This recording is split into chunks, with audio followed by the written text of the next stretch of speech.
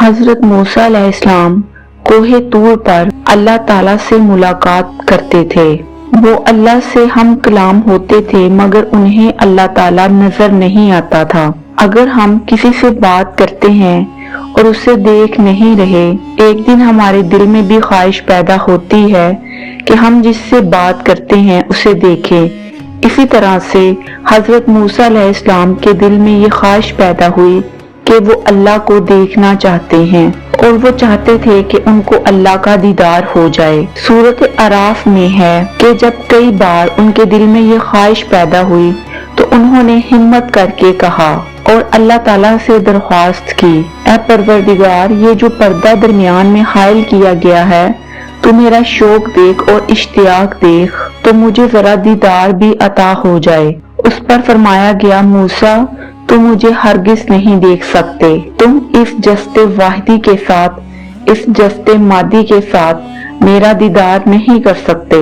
देखो हम तुम्हें एक मिसाल दिए देते हैं, उस पहाड़ की तरफ देखो, हम अपनी एक तजल्ली उस पर डालेंगे और अगर वो पहाड़ तहम्मुल कर ले और हमारी तजल्ली को बर्दाश्त कर जाए तो तुम समझना कि तुम भी हमें कर सकते हो। जब अल्लाह पाक ने पहाड़ पर अपनी एक तजल्ली डाली तो वो पहाड़ फट गया। तो इसका नतीजा ये है कि जो तजल्ली, जो तासीर अल्लाह पाक की है, जो तासीर ज़ाते रब्बानी की है, वही तासीर कलामे रब्बानी की है। असल मसला ये है कि हमें इसका शऊर नहीं है।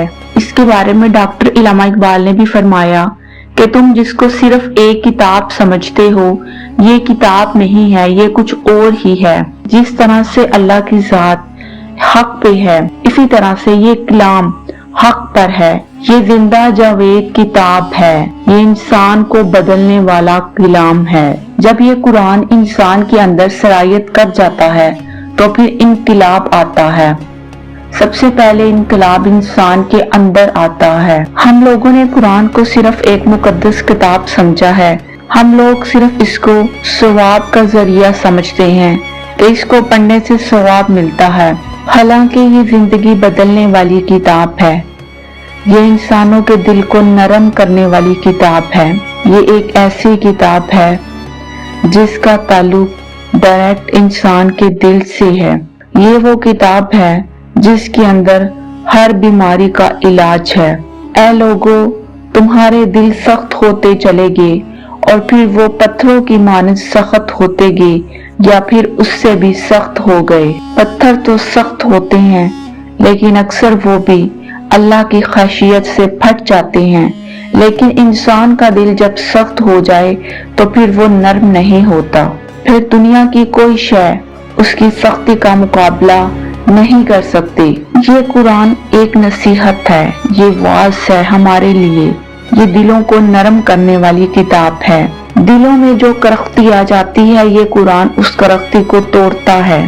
फिर उसके बाद ये शिफा है, जो इंसानों के सीनों के रोग है, ये उसको खत्म करता है। इलामा इकबाल ने फरमाया कि लोगों ने इस कुरान को सिर्फ इसाले सवाब के लिए और जान आसानी से निकालने के लिए एक मसीहा बना लिया है।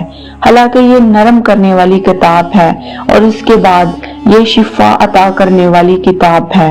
कुरान खुद आका दो जहां को फरमा रहा है, ऐ मोहम्मद सल्लल्लाहु अलैहि वसल्लम, आप इस कुरान के जरिए नसीहत कीजिए। और हमारे यहाँ ये होता है कि हम लोग कुरान को छोड़कर लोगों को ऐसे ही नसीहतें करना शुरू कर देते हैं। कुरान मुकम्मल तौर पर एक नसीहत है, इसलिए जब भी लोगों को नसीहत करें तो कुरान को सामने रख कर करें, कुरान की आयत के मुताबिक करें, कुरान के मुताबिक करें। हजूर सल्लल्लाहु अलैहि वसल्लम की जब महफिल होती थी तो वो सहाबा कराम को खुद कहते थे कि कुरान पढ़ो, मुझे कुरान सुनाओ। हजरत अब्दुल्ला बिन मसूद रज़ी अल्लाह अन्हा की रिवायत है कि हजूर सल्लल्लाहु अलैहि वसल्लम एक दफा मुझे फरमाने लगे कि मुझे कुरान सुनाओ। मैंने अर्ज की, ऐ आका दो जहां, मैं आपको कुरान सुनाऊं, हालांकि आप पर तो नाजिल हुआ है। हजूर सल्लल्लाहु अलैहि वसल्लम ने फरमाया कि नहीं, मुझे किसी और से सुनकर कुछ और तरह का लुत्फ हासिल होता है। तो उन्होंने सूरत निसा की तिलावत शुरू की और सहाबा किराम भी कुरान को बड़े खामोशी के साथ और अदब के साथ सुनते थे और इतनी खामोशी से और सुकून से बैठते थे कि जैसे उनके सर पर परिंदे बैठे हैं। कुरान मुकम्मल तौर पर एक शिफा देने वाली किताब है। इसलिए प्यारे बहन भाइयों, अगर हमारी जिंदगी में कोई भी मुश्किलात आती हैं या कोई भी परेशानियां आजमाइशें हैं, तो हमें कुरान को खोलकर उसको दिल से पढ़ना चाहिए, क्योंकि हमारे सारे मसलों का हल उसी किताब में है। वो वाहिद एक किताब है जो जिंदगी के हर पहलू पर रोशनी डालती है। अल्लाह ताला से दुआ है कि अल्लाह ताला हमें कुरान को समझने और पढ़ने की तौफीक अता फरमाए, और मुसलमान जिन पर जुल्म हो रहा है अल्लाह ताला उन पर रहमत की बारिश बरसाए, फलस्तीन की हिफाजत करे और मस्जिद अक्सा की हिफाजत करे और जालिमों का खात्मा करे। आमीन सुम्मा आमीन।